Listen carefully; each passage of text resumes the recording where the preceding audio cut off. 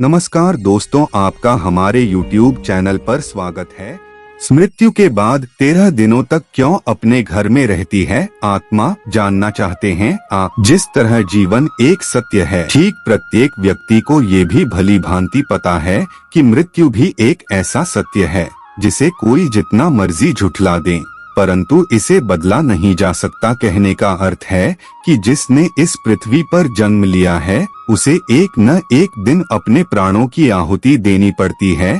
इस बारे में हम में से बहुत से लोगों ने कई बार अपने बड़े बुजुर्गों से कहते सुना होगा कि मृत्यु के बाद मनुष्य शरीर की आत्मा 13 दिनों तक अपने घर में रहती है। मगर ऐसा क्यों, इस बारे में क्या किसी ने सोचा है?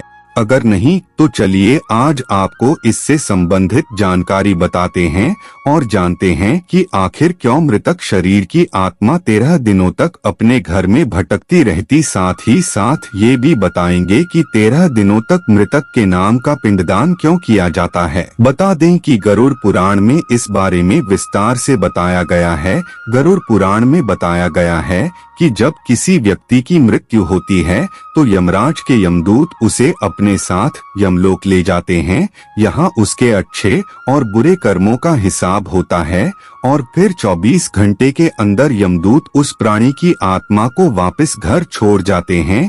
यमदूत के द्वारा आत्मा को वापस छोड़ जाने के बाद मृतक की आत्मा अपने परिजनों के बीच भटकती रहती है और अपने परिजनों को पुकारती रहती है, लेकिन उसकी आवाज को कोई नहीं सुन पाता। यह देखकर मृत व्यक्ति की आत्मा बेचैन हो जाती है और जोर जोर से चिल्लाने लगती है। इसके बाद आत्मा अपने शरीर के अंदर प्रवेश करने की कोशिश करती है, लेकिन यमदूत के पास बंदिश होने के कारण वह मृत शरीर में प्रवेश नहीं कर पाती। इसके अलावा गरुड़ पुराण की माने तो जब यमदूत आत्मा को उसके परिजनों के पास छोड़ जाती है तो उस समय उस आत्मा में इतना बल नहीं होता कि वो यमलोक की यात्रा तय कर पाए। गरुड़ पुराण के अनुसार किसी भी मनुष्य के मृत्यु के बाद जो 10 दिनों तक किया जाता है उससे मृतक आत्मा के विभिन्न अंगों की रचना होती है और जो 11वें और 12वें दिन पिंडदान किया जाता है उससे मृतक आत्मा रूपी शरीर का मांस और त्वचा का निर्माण होता है।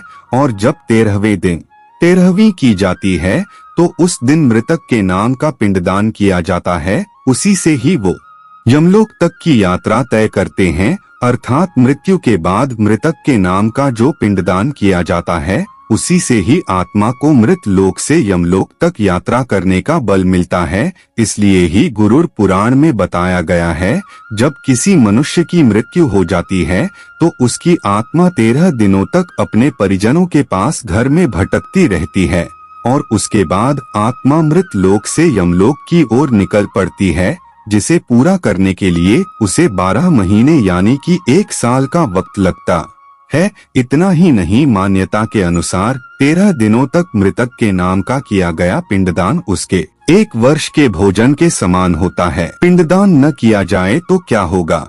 इसके अलावा बता दें, अक्सर लोगों के मन में ये सवाल भी जरूर आता है कि अगर किसी मृत व्यक्ति के नाम का पिंडदान नहीं किया गया तो क्या होता है। तो दोस्तों आपको बता दें कि इसका भी वर्णन गरुड़ पुराण में किया गया है। जी हाँ, जिस मृतक व्यक्ति का पिंडदान नहीं किया जाता यमदूत उसे 13वें दिन जबरदस्ती घसीटे हुए यमलोक की ओर ले जाते हैं और मृतक व्यक्ति की आत्मा को इस दौरान काफी कष्ट उठाना पड़ता है।